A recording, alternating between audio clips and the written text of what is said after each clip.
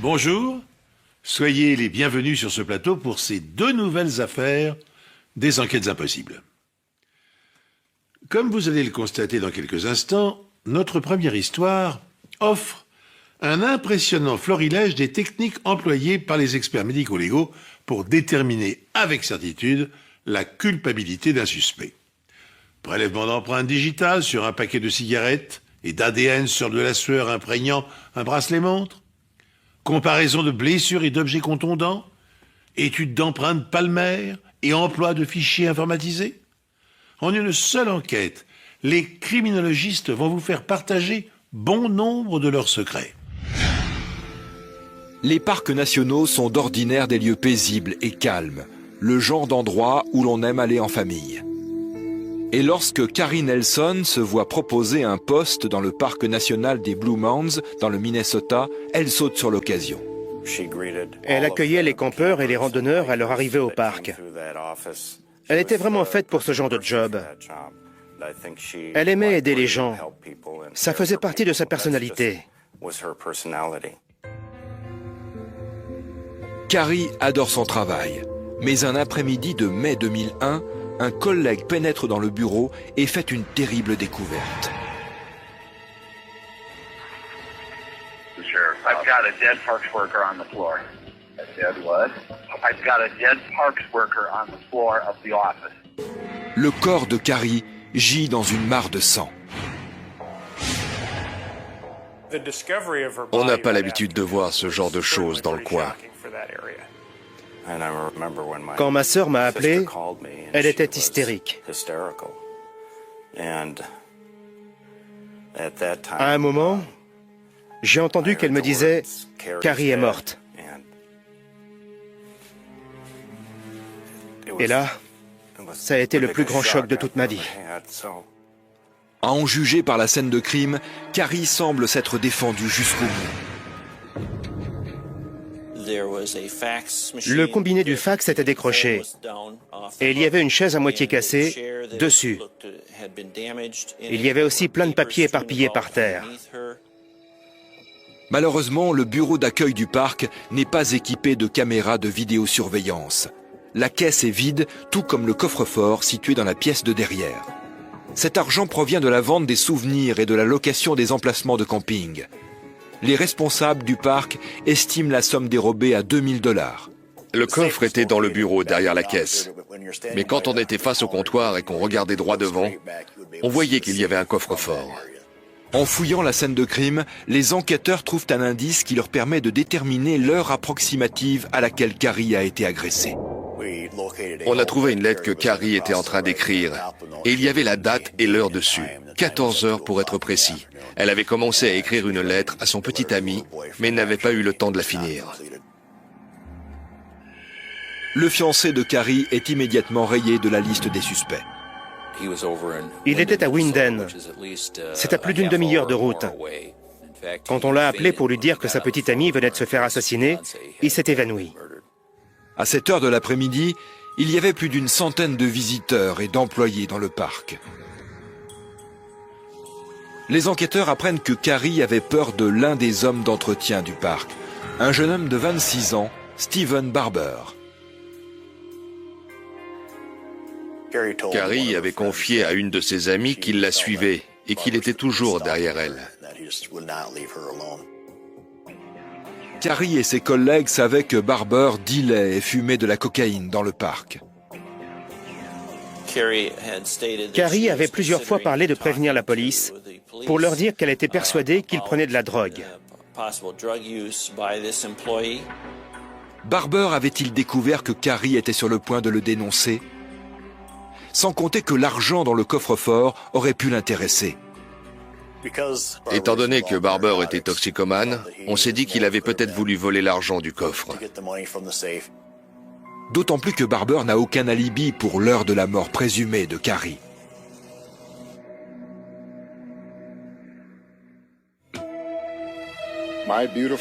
Ma petite fille ne se jettera plus jamais dans mes bras en me disant « Papa, je t'aime ». Celui qui a fait ça doit être mis en prison. Il faut le mettre hors d'état de nuire. Les experts médico-légaux n'ont aucun mal à reconstituer la scène de l'agression. Ils ont en effet retrouvé des gouttes de sang parfaitement rondes près de la caisse et du coffre. Et les tests ADN montrent qu'il s'agit du sang de Carrie. Elle a sûrement été frappée avec le poing ou un objet quelconque. C'est ce qui l'a fait saigner du nez. Ensuite, le tueur l'a emmenée jusqu'à la caisse, d'où les gouttes de sang qu'on a retrouvées à côté.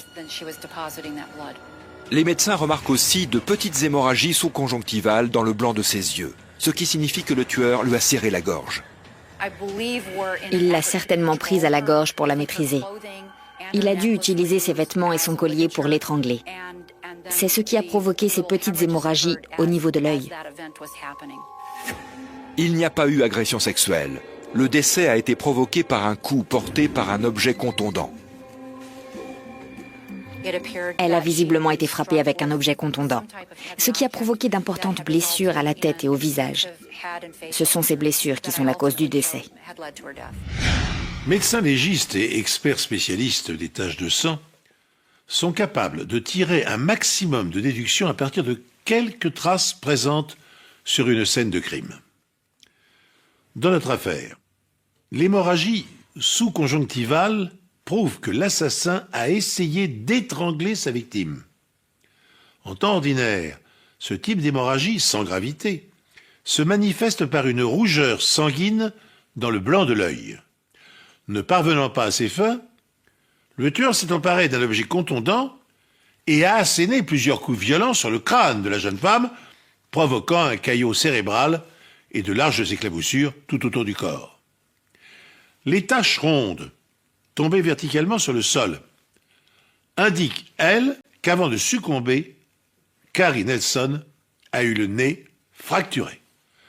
Les enquêteurs pensent que le vol est le mobile de l'homicide. Le coffre du bureau a été fracturé et 2000 $ ont disparu. Mais le meurtrier connaissait-il la jeune femme? Ou faisait-il partie des centaines de visiteurs du parc? Le parc national des Blue Mounds ne possède qu'une seule et unique voie d'accès. Et pour y entrer, il faut normalement présenter une autorisation. Mais les enquêteurs apprennent que toutes les entrées et sorties ne sont pas systématiquement contrôlées. Il pouvait très bien y avoir dans le camping des gens dont nous ignorions la présence. De plus, le parc est loin de tout et s'étend sur des centaines d'hectares, ce qui signifie que le tueur a pu très facilement disparaître dans la nature. Un campeur déclare aux enquêteurs qu'il a vu une voiture passer à toute allure devant son emplacement, situé juste à côté de l'accueil. Il a vu une grosse voiture blanche, genre paquebot, partir sur les chapeaux de roue. Le campeur ne peut malheureusement pas voir la plaque d'immatriculation, le modèle, ni même la marque de la voiture. Mais il se souvient qu'il l'a vu passer entre 14h15 et 14h30. Carrie était seule à l'accueil. La dernière personne à l'avoir vue vivante était un campeur qui est passé à la caisse à 13h53. Le corps de Carrie a été retrouvé à 14h44, ce qui veut dire que la mystérieuse voiture blanche était là au moment du meurtre. Steven Barber, l'employé qui suivait Carrie avant qu'elle ne soit tuée, possède justement une voiture qui correspond à cette description. Barber avait une Cadillac blanche, le genre de voiture qui fait paquebot, justement. Les enquêteurs l'interrogent, mais il nie toute implication dans le meurtre de Carrie. Il prétend qu'au moment des faits, il était à l'anniversaire de sa sœur. Il est arrivé chez elle à 15h. Vu l'heure à laquelle le meurtre a eu lieu, ça ne l'éliminait pas pour autant de la liste des suspects. Mais les enquêteurs ne trouvent rien de suspect ni dans la voiture de Barber, ni chez lui. Sur la scène de crime, ils trouvent un bracelet-montre près du corps de Carrie. On aurait dit qu'elle le montrait du doigt. Un des côtés du bracelet en cuir a été arraché. Il avait certainement été arraché pendant la bagarre. Cette montre n'est pas celle de Carrie. Steven Barber prétend qu'elle ne lui appartient pas non plus, et aucun des collègues de Carrie ne la reconnaît. Près du corps de Carrie, les enquêteurs retrouvent également un paquet de cigarettes de marque Doral. Carrie ne fumait pas, et aucun des employés du parc ne fumait cette marque de cigarette. On en a donc déduit que c'était le paquet du tueur. Il n'y a aucune empreinte, ni sur la montre, ni sur le paquet de cigarettes. Les techniciens chauffent de la superglue et la vaporisent dans tout le bureau afin de faire apparaître d'éventuelles empreintes digitales. C'était un travail de titan. Vu le nombre d'allées et venues dans ce bureau tous les jours, il y avait un nombre incalculable d'empreintes sur tout un tas d'objets. Grâce à cette technique, les enquêteurs récoltent 135 empreintes latentes. Mais aucune de ces empreintes ne correspond à celle du suspect, Steve Barber. Les techniciens effectuent également des relevés sur la montre. Ils trouvent 3 profils ADN, dont celui de Carrie Nelson, sûrement parce qu'elle a arraché sa montre à son agresseur.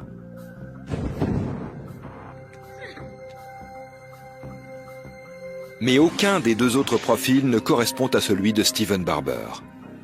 On était persuadé que c'était Barber. Mais toutes les preuves semblaient dire le contraire.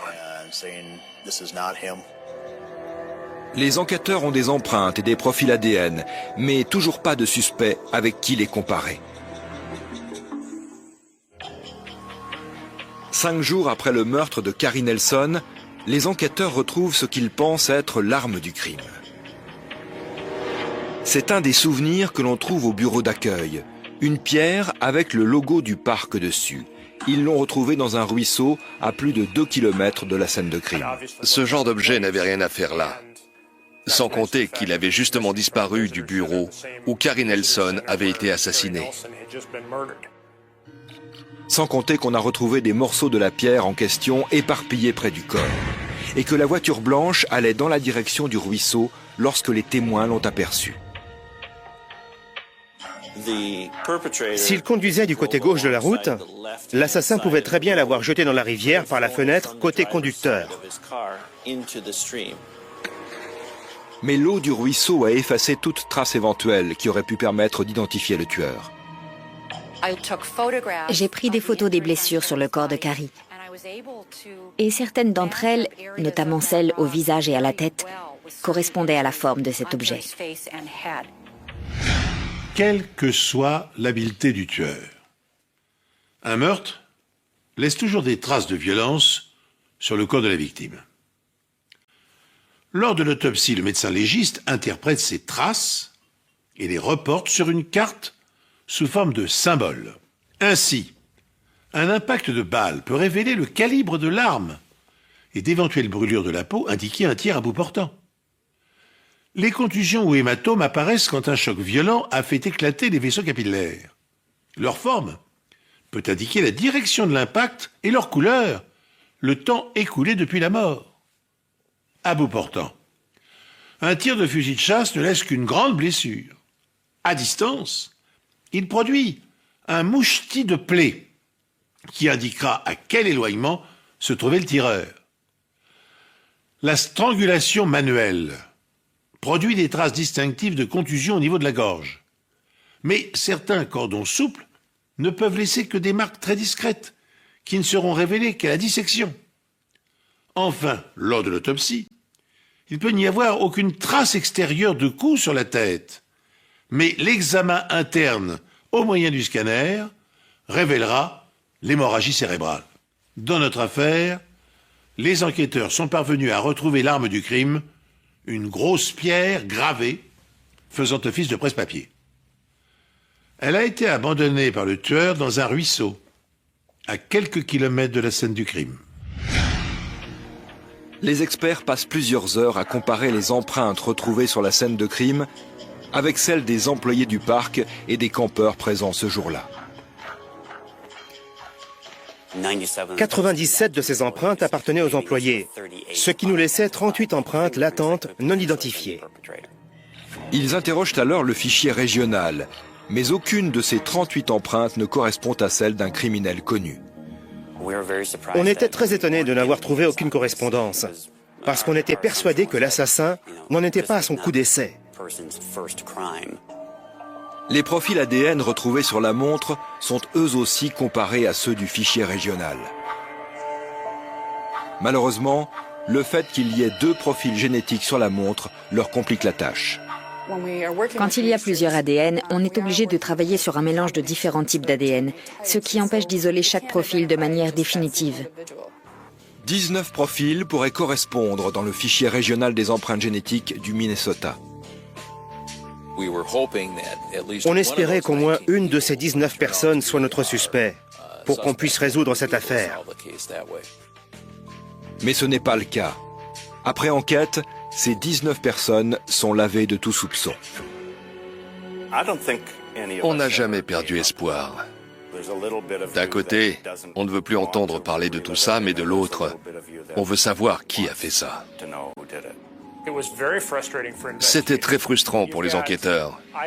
Ils avaient un témoin qui avait vu une voiture blanche quitter la scène de crime, une montre avec une empreinte génétique dessus. Un an plus tard, les enquêteurs ont enfin une piste sérieuse. Un détenu déclare que son compagnon de cellule, Anthony Flowers, lui a confié être le meurtrier de Carrie Nelson. Monsieur Flowers avait un sacré casier judiciaire. C'était un braqueur de banque qui avait passé la majeure partie de sa vie d'adulte à faire des allers-retours en prison.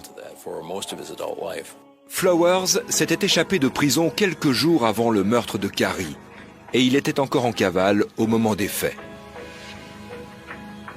Mais contre toute attente, cette piste ne mène nulle part. Les preuves montrent que Flowers n'a rien à voir dans cette histoire. Ses empreintes ne correspondaient pas à celles de la scène de crime, tout comme son ADN, ce qui l'éliminait d'office de la liste des suspects. Dans ce cas, pourquoi son codétenu l'a-t-il accusé? Tout simplement parce que les 2 compères avaient un plan. Une forte récompense avait été offerte pour toute information conduisant à l'arrestation du meurtrier de Carrie Nelson.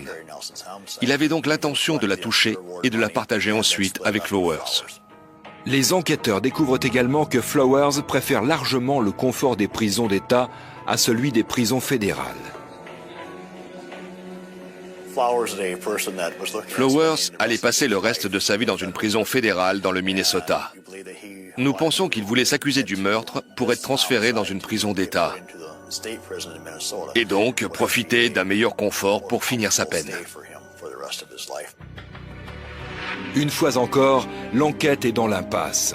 Pendant les 5 années qui suivent, les enquêteurs vont exploiter plus de 600 pistes, mais aucune ne les mènera jusqu'au tueur. Jusqu'à ce qu'ils se penchent de nouveau sur les preuves médico-légales.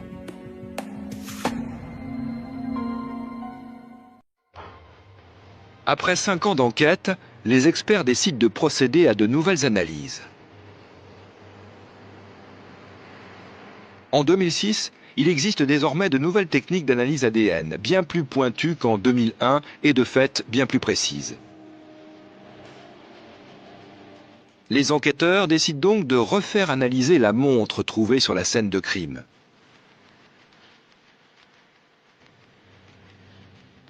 Le bracelet de la montre est en nylon tissé et ils se demandent si cette matière aurait pu absorber la sueur du meurtrier. La sueur en elle-même ne contient pas d'ADN, mais le corps évacue des cellules porteuses d'ADN par la sueur, et cette sueur peut très bien se déposer ensuite sur le bracelet de la montre. Les experts parviennent effectivement à isoler des cellules cutanées sur le bracelet, et ils n'ont plus qu'à effectuer un test ADN. Ils trouvent 2 empreintes génétiques. À première vue, il s'agissait vraisemblablement d'un mélange d'ADN féminin et masculin. L'ADN féminin n'est pas celui de Carrie Nelson. Quant à l'ADN masculin, il ne correspond à aucun criminel répertorié dans le fichier du Minnesota. L'enquête est d'autant plus laborieuse qu'à l'époque où elle se déroule en 2002, les techniques de comparaison des signatures ADN n'ont pas encore atteint le degré de sophistication qu'elles connaissent aujourd'hui. L'expertise des cellules épithéliales prélevées sur le bracelet de la montre révèle qu'il a été porté alternativement par un homme et par une femme. Or, les profils génétiques ne correspondent pas à ceux des criminels figurant dans le fichier ADN de l'État du Minnesota. À force d'envisager le problème sous tous ses angles, les policiers s'intéressent à nouveau au paquet de cigarettes retrouvé lui aussi sur la scène de crime. Et alors là, ils ont une géniale intuition. Le paquet de cigarettes avait un timbre fiscal du Dakota du Sud. Ça voulait donc dire que le paquet avait été acheté là-bas. Les enquêteurs envoient donc le profil aux autorités du Dakota du Sud et leur demandent de faire une recherche dans leur propre base de données des criminels recensés. Ils avaient un profil qui correspondait. L'ADN masculin retrouvé sur la montre est celui de Randy Sweeney, 35 ans. Un petit délinquant qui purge une peine de 30 mois de prison pour cambriolage. Il avait l'habitude de repérer les lieux avant de faire un cambriolage. Donc, il était fort possible qu'il soit venu au parc en repérage ce jour-là. Mais les enquêteurs se demandent à qui peut bien appartenir l'ADN féminin retrouvé sur la montre. Il se tourne donc logiquement vers la personne la plus proche de lui, sa femme, Dawn. Et comme il s'y attendait, c'est bien son ADN qui est sur la montre. Ça faisait d'elle un suspect potentiel, donc il fallait qu'on examine son emploi du temps. Mais Dawn a un alibi solide. Elle était à son travail au moment des faits. Elle pouvait très bien porter la montre de temps en temps, ce qui expliquait qu'il y ait son ADN dessus. Dawn fournit également aux enquêteurs une photo où Randy porte aussi cette montre. Sur l'une des photos, la fermeture de la boucle correspond à celle de la montre qu'on avait retrouvée sur la scène de crime. Ça se voyait aux marques d'usure sur le bracelet. Sur une autre photo, Sweeney apparaît avec un paquet de Doral. Et pour couronner le tout, il possède une berline blanche. La voiture de Dawn et de Randy Sweeney correspondait exactement à la description du véhicule qu'on avait vu quitter le parc le jour du meurtre. Les empreintes palmaires retrouvées sur le comptoir de la caisse et sur un bout de papier près du corps de Carrie sont celles de Randy Sweeney. S'il ressemble à un canard, marche comme un canard et a le cri du canard, alors c'est un canard. En mai 2007, Randy Sweeney est mis en examen pour meurtre avec préméditation. Je n'ai pas tué Carrie Christine Nelson. Le procureur pense que le jour du meurtre, Sweeney a regardé à l'intérieur du bureau et n'y a vu personne. Il est donc entré et a ouvert le tiroir-caisse pour s'emparer de l'argent. Mais Carrie l'a surpris en sortant des toilettes. Ils se battent, Sweeney la frappe et elle lui arrache sa montre. Sweeney traîne ensuite Carrie dans la pièce du fond et l'oblige à ouvrir le coffre-fort.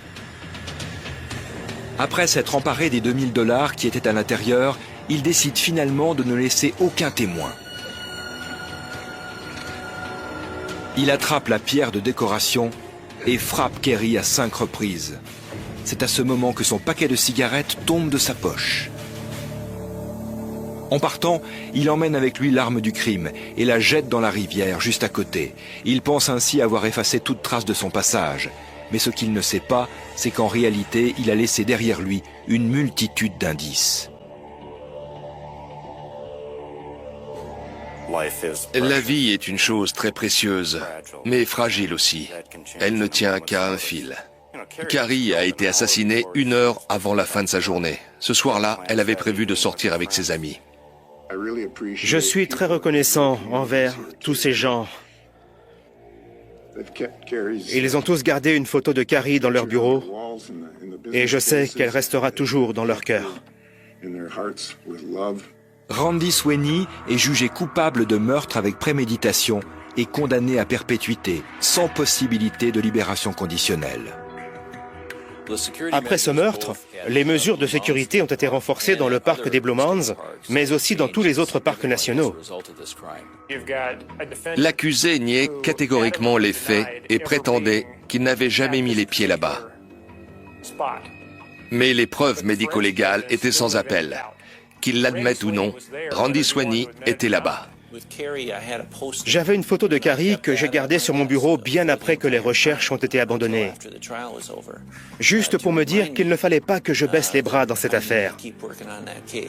J'avais l'impression qu'elle me regardait en me disant « Je t'ai laissé tout ce qu'il te fallait, alors fais ton boulot ». La reconnaissance d'empreintes palmaires utilisée dans cette minutieuse enquête qui s'est éternisée, je le rappelle, pendant 5 ans, consiste à capturer une image de la main en 3D afin d'en extraire des dizaines d'informations. Largeur, longueur, forme des doigts, ligne de la main. Un logiciel quadrille la paume en 16 zones de la taille d'une empreinte digitale et des capteurs infrarouges la photographient sous 2 angles. L'image finale est ensuite archivée dans un fichier informatisé afin d'être consultable à distance par les enquêteurs. En Allemagne, la reconnaissance d'empreintes palmaires a fait bondir de 30% le taux d'élucidation des crimes et délits. Sachez encore que Randy Sweeney n'a pas cessé de clamer son innocence durant les 4 semaines qu'ont duré son procès, et que son avocat a interjeté le jugement en appel devant la Cour suprême, en vain. Jugement et sentence ont été confirmés. Au total, plus de 300 échantillons d'ADN auront été analysés au cours de l'enquête, établissant ainsi un record pour l'État du Minnesota. Mais sans l'expertise des biologistes des laboratoires scientifiques de la police, cette collecte serait restée sans effet.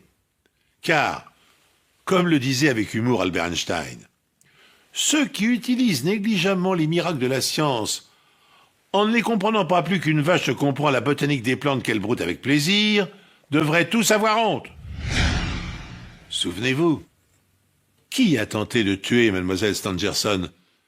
Et surtout, par où l'assassin a-t-il pu s'enfuir de la chambre jaune? La porte était fermée à clé de l'intérieur. Les volets de l'unique fenêtre étaient eux aussi fermés de l'intérieur. Et il n'y avait pas de cheminée. Dans le roman de Gaston Leroux, publié pour la première fois en 1907, c'est le jeune reporter Rouletabille, limier surdoué, qui va trouver la solution de cet affolant problème. Nombre d'auteurs de romans policiers et de scénaristes se sont employés depuis à imaginer à leur tour des crimes parfaits. Mais dans la vraie vie, les assassins ne partagent-ils pas tous le même rêve? Commettre un meurtre et brouiller les pistes de telle manière que la police ne puisse jamais retrouver leurs traces et les arrêter. L'histoire que je vais vous raconter maintenant, elle commence comme un cauchemar. Car le meurtrier n'a négligé aucun effort pour effacer le moindre indice. Il est même allé jusqu'à emporter l'aspirateur de la victime après s'en être servi pour nettoyer la scène de crime.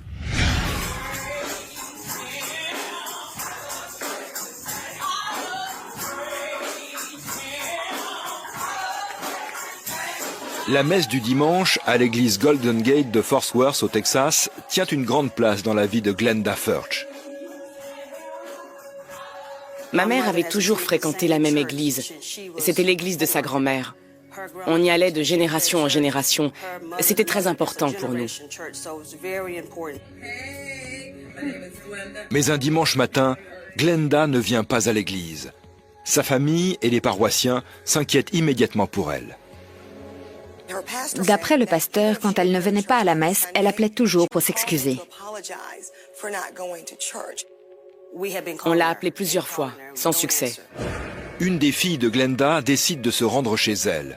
En arrivant, elle remarque immédiatement que la voiture de sa mère n'est pas là. La porte d'entrée est fermée à clé. Glenda est absente. Mais il règne une chaleur étouffante dans l'appartement. La climatisation avait été baissée ou coupée. Il faisait vraiment très chaud.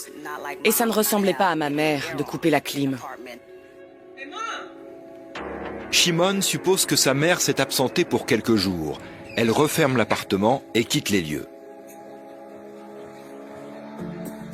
Le lendemain, Glenda ne se rend pas à son travail. Sa famille appelle alors la police pour signaler sa disparition. En arrivant sur les lieux, les enquêteurs constatent que la climatisation fonctionne de nouveau et remarquent tout de suite des signes inquiétants. Il y avait une énorme tache d'eau de javel sur le tapis de sa chambre, juste à côté du lit. La fille de Glenda informe la police que la veille, il n'y avait pas d'odeur d'eau de javel dans l'appartement. A priori, l'appartement avait été nettoyé. Certaines choses avaient disparu, comme la poubelle et l'aspirateur. Les analyses médico-légales de la tâche ne révèlent rien d'anormal. Il n'y avait pas de traces de sang. Quelqu'un a également pris soin de nettoyer les poignées de porte, les interrupteurs et les robinets pour effacer toutes les empreintes. Mais où est donc Glenda Furch? On espérait encore. Dans ces cas-là, on continue d'espérer jusqu'au bout. D'après son employeur, Glenda serait venue travailler jeudi et aurait quitté l'entreprise aux environs de minuit. Ses relevés bancaires montrent qu'elle a fait le plein un peu plus tard, à minuit 24. On sait qu'elle a pris de l'essence. C'est la dernière transaction qu'elle ait faite avec sa carte bancaire. Depuis, Glenda Furch semble s'être littéralement volatilisée. La police en apprend très peu sur la vie privée de Glenda pour orienter l'enquête. Elle tenait vraiment à sa vie privée. Personne dans sa famille n'a pu nous donner le nom d'un éventuel petit ami, si tant est qu'elle en avait un. La police finit par trouver quelque chose dans ses archives. Quelques semaines plus tôt, Glenda a appelé pour signaler qu'elle se sentait menacée. By lighting these candles in unity, we are sharing hope and faith. Glenda Furch, 51 ans, a disparu.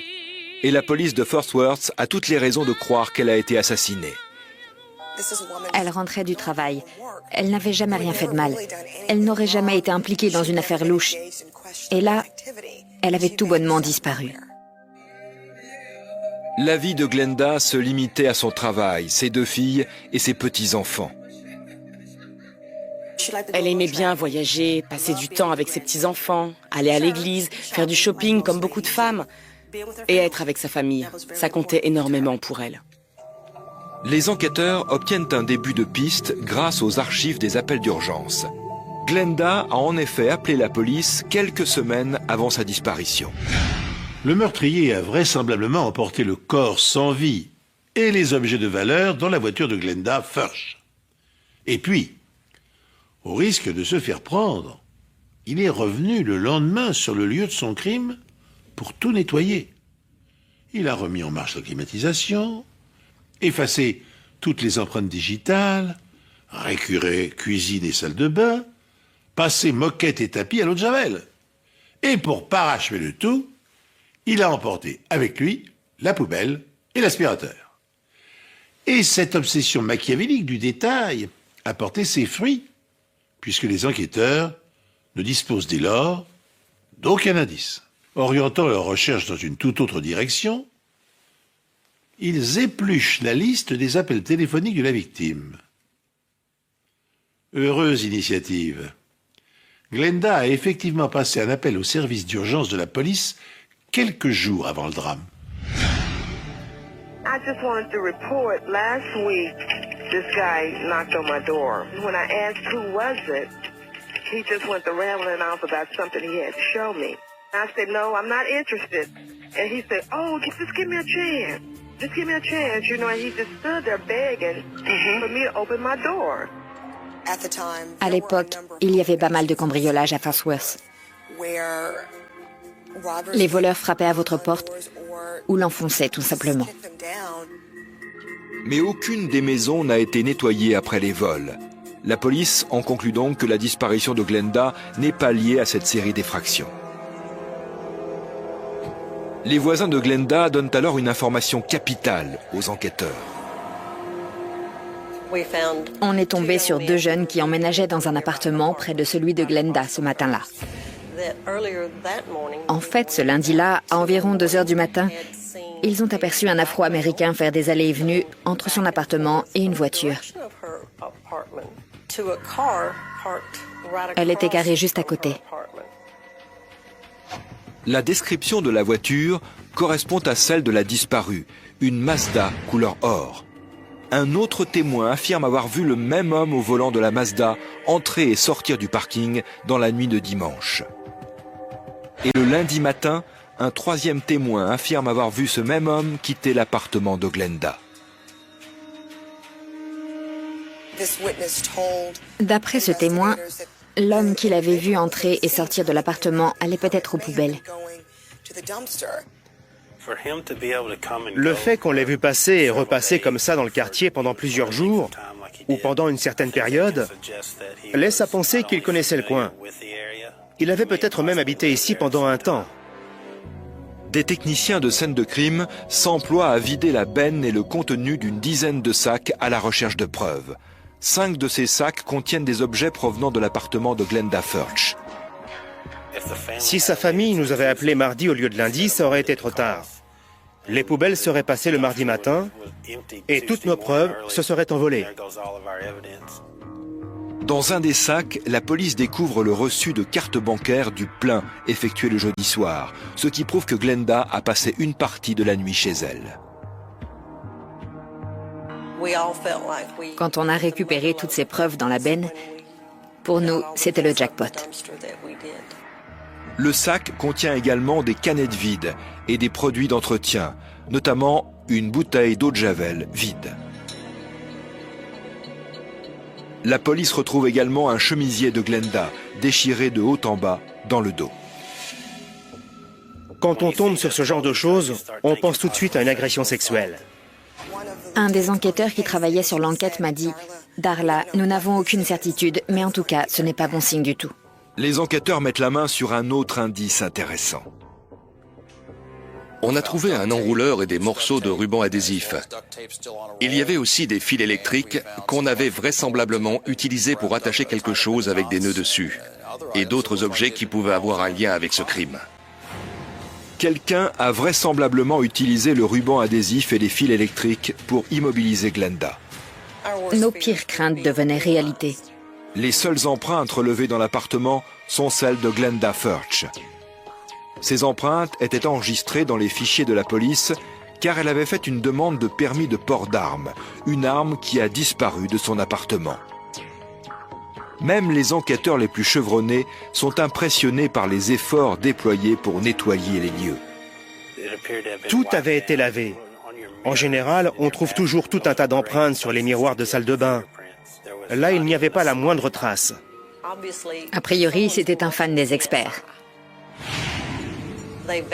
Tout avait été aspiré, certainement pour récupérer les cheveux et toutes les fibres. La personne qui a utilisé l'aspirateur a pris soin de l'emporter avec elle. On doit savoir ce qui s'est passé.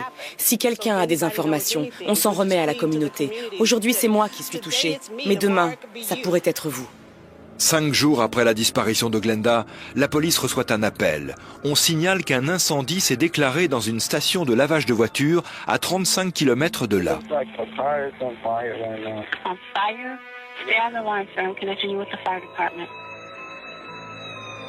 Sur place, les pompiers découvrent une Mazda couleur or dévorée par les flammes.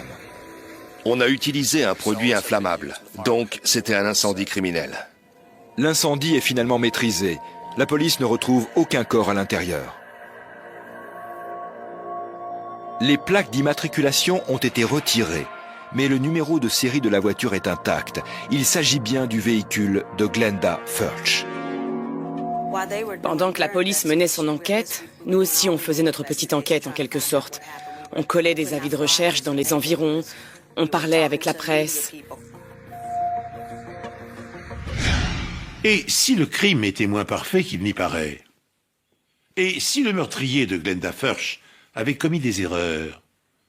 La découverte de la voiture incendiée va-t-elle enfin permettre aux enquêteurs de recueillir des indices, voire des preuves matérielles? Tandis que les experts s'emploient à passer au peigne fin les tôles carbonisées et le contenu du coffre, une information leur parvient.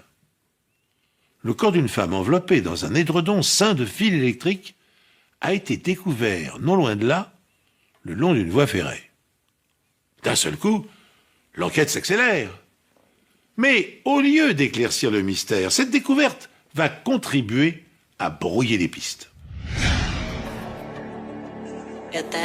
À ce moment-là, il ne faisait plus aucun doute que nous venions de retrouver le corps de Glenda. Pourtant, ce n'est pas le cas. Le dossier dentaire de Glenda permet rapidement aux experts médico-légaux d'établir que ce cadavre n'est pas le sien. Cette nouvelle a terrassé tout le monde. Combien d'autres femmes allions-nous retrouver enveloppées dans un édredon bleu avec des fils électriques? A priori, plus d'une. La police continue de traquer le tueur. Un mois après la disparition de Glenda, la police remarque un homme en train de vider le coffre d'un véhicule volé. Alors qu'il est sur le point d'être appréhendé, le suspect prend la fuite. Il a brûlé plusieurs feux, a évité de justesse plusieurs collisions et il a réussi à prendre l'autoroute. On n'aurait jamais pensé qu'une voiture comme ça puisse rouler aussi vite. La course-poursuite a duré pas mal de temps et la voiture a fini par faire un tonneau.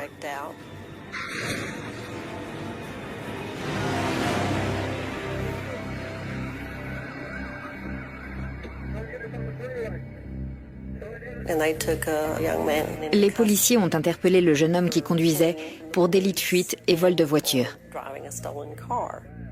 Le voleur s'appelle Rodney Owens, 40 ans, et il a une longue carrière criminelle derrière lui. Rodney s'était fait renvoyer de l'armée pour outrage envers un officier. Il avait agressé son supérieur. C'est plutôt grave. Le casier judiciaire de Rodney révèle qu'il a été arrêté plusieurs fois pour violence aggravée, notamment à l'encontre de son ex-petite amie. La jeune femme confie alors aux enquêteurs qu'Owens a déjà menacé de la tuer. Il a dit qu'il pourrait très bien l'attraper par derrière, lui mettre un sac en plastique sur la tête et la regarder s'étouffer. Elle raconte aussi à la police que depuis un certain temps, Owens s'était mis à les suivre, elle et ses collègues. Il conduisait une Mazda couleur or, semblable à celle de Glenda, précisément à l'époque de sa disparition. Un de ses collègues s'est approché du véhicule et a relevé le numéro de la plaque. Il a tout de suite appelé la police pour le communiquer. Le numéro ne correspond pas à la Mazda de Glenda, mais à un camion. Le propriétaire affirme les avoir jetés près de chez lui, dans un conteneur à ordures qui se trouve justement tout près de chez Glenda. Finalement, il s'agissait du bâtiment à côté de celui de Glenda. Il n'a eu qu'à changer les plaques. Les enquêteurs apprennent également qu'à une certaine époque, Owens habitait avec sa mère dans le même immeuble que Glenda Furch. L'appartement de la famille Owens donnait directement sur celui de Glenda. Mais il y a un autre élément troublant. Lorsque les enquêteurs fouillent le véhicule volé par Owens, ils trouvent un sac contenant un rouleau de ruban adhésif de marque Tape-It. Or, cette marque n'est distribuée que dans quelques magasins de la région de Fort Worth. Et c'est justement celle qui a été utilisée pour immobiliser Glenda Furch. Le sac contenait aussi une arme de poing, un couteau de chasse et des fils électriques pleins de nœuds. Les enquêteurs cherchent maintenant à établir si ces objets correspondent à se trouver dans la benne devant l'appartement de Glenda. Ils envoient donc toutes ces pièces à conviction au laboratoire médico-légal pour analyse. Les experts remarquent une similitude avec les fils électriques retrouvés dans la benne. Il s'agissait du même type de fil et surtout du même type de nœud que ceux retrouvés devant chez Glenda. Nous avons reçu différents éléments, dont des prélèvements provenant de canettes, des échantillons de serviettes et aussi de vêtements. Les échantillons prélevés sur les canettes contiennent de la salive. Et il y a aussi une empreinte digitale partielle sur l'une d'elles. Grâce aux vapeurs de superglue et à la ninidrine, les experts parviennent à révéler une autre empreinte partielle sur le carton du rouleau de scotch retrouvé dans les poubelles. La ninidrine et la superglue ont mis en évidence une empreinte qu'on a pu photographier par la suite. Les techniques de prélèvement d'empreintes digitales n'ont pas cessé de se perfectionner. Au début du XXe siècle, seules les empreintes imprimées sur une surface lisse et sèche étaient exploitables grâce à l'emploi de poudres minérales ou organiques. Puis, des poudres fluorescentes ont permis de travailler sur des surfaces réflectives ou multicolores, comme le verre ou le papier glacé. Enfin, les experts ont été capables de recueillir des traces papillaires sur toutes sortes de matériaux, tels les plastiques, le cuir, le carton ou les textiles. Dans les années 1980, un ingénieur japonais a découvert par hasard que les empreintes se détachaient en blanc sur les objets que l'on avait placés dans une armoire étanche et humidifiée dans laquelle on avait fait chauffer de la superglue. Ce système de fumigation s'est révélé d'une redoutable efficacité. Dans notre enquête, les experts sauront-ils exploiter l'empreinte recueillie sur le rouleau de ruban adhésif retrouvé dans le coffre de la voiture incendiée de Glenda Furch? J'ai demandé un agrandissement de cette empreinte et je l'ai comparée à un agrandissement des empreintes de M. Owens. Et l'empreinte sur le rouleau adhésif était bien la sienne. Les experts médico-légaux découvrent également des preuves biologiques sur une serviette de toilette provenant a priori de l'appartement de Glenda. Les analyses montrent qu'il s'agit de sperme. Le profil ADN établi à partir de ces prélèvements est comparé à celui de Rodney Owens. Le résultat est sans appel. Le profil ADN obtenu à partir de la canette correspondait parfaitement à celui de Rodney Owens. Et pour ce qui était du sperme recueilli sur la serviette de bain, il s'agissait aussi de celui du suspect. Rodney Owens est arrêté et inculpé du meurtre de Glenda Furch. Mais finira-t-il par révéler aux enquêteurs ce qu'il a fait du corps ? Alors qu'il est en détention préventive, Rodney Owens se laisse aller à quelques confidences durant une conversation avec un co-détenu.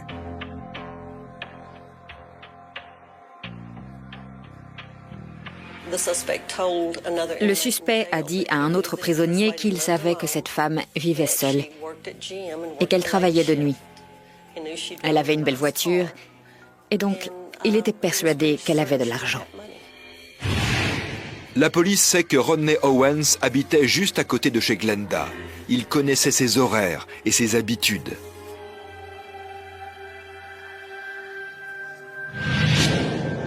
La nuit du meurtre, Glenda se gare dans le parking de sa résidence. La police pense qu'Owens a utilisé une arme pour entrer de force dans son appartement. Les preuves montrent qu'il a ensuite utilisé du ruban adhésif et des fils électriques pour l'immobiliser, avant de la violer et de la tuer. Il s'est emparé de tout l'argent liquide qu'il a pu trouver, ainsi que de tous les objets de valeur. Puis, il a enveloppé le corps de Glenda dans une couverture, avant de le déposer dans la voiture. Personne ne sait où il a abandonné le corps de sa victime. Le dimanche, une des filles de Glenda passe chez elle pour voir si tout va bien. Owens revient dans la nuit de dimanche à lundi pour nettoyer les lieux. Il emporte avec lui l'aspirateur et tout ce qu'il a utilisé pour effacer les traces de son passage.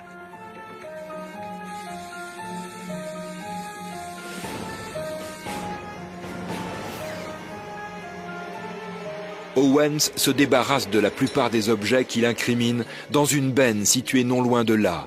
Mais il laisse des empreintes partielles sur une canette et sur un rouleau de ruban adhésif. Il laisse aussi son ADN sur la canette et sur une serviette de toilette que les enquêteurs retrouveront un peu plus tard. Alors qu'il jette les sacs dans la benne, il met la main sur de vieilles plaques d'immatriculation et il les récupère pour les mettre sur la voiture de Glenda. Plus tard, il suit son ex-petit ami à son travail. C'est là que les collègues de la jeune femme ont la présence d'esprit de relever le numéro de la plaque. Et c'est précisément cette plaque qui prouve sa présence sur les lieux du meurtre. Quand Owens met le feu à la voiture de sa victime, il a déjà laissé de nombreuses preuves dans la benne située à côté de chez Glenda. On ignore encore les circonstances exactes de la mort de Glenda. Mais grâce aux empreintes, aux échantillons de sang et de sperme, on a pu reconstituer les faits. Ça suffisait pour savoir qu'elle avait été assassinée. Il y a certainement eu une agression sexuelle dans cet appartement, mais on ne peut pas le prouver. Vous nous avez arraché une mère, une grand-mère. Elle était aussi l'enfant de quelqu'un.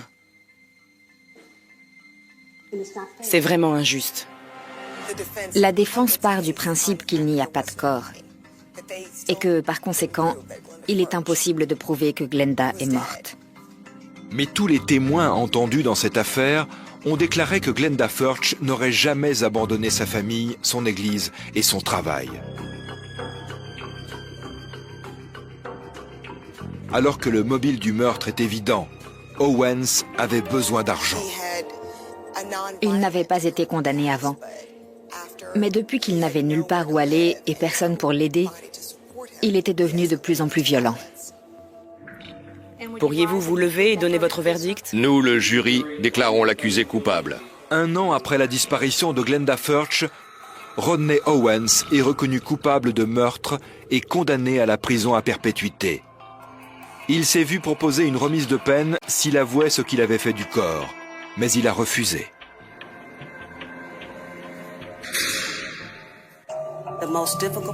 Ce qui est le plus difficile à supporter, c'est le fait de ne pas savoir. Aujourd'hui encore, on ignore où elle est. Et c'est comme une plaie qui refuse de guérir. Tout était lié. Les objets retrouvés dans la benne, l'ADN d'Owens retrouvé sur les affaires de Glenda, tout était lié. Mais sans les preuves médico-légales, on n'aurait jamais pu assembler toutes les pièces du puzzle. Je ne connaissais rien aux sciences médico-légales.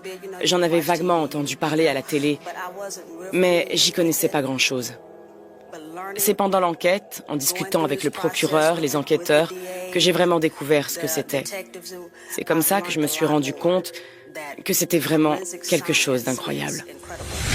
Alors que, dans un premier temps, Rodney Owens avait accompli le crime presque parfait, il a ensuite multiplié les erreurs pour le plus grand bien de la justice et de la famille de la victime.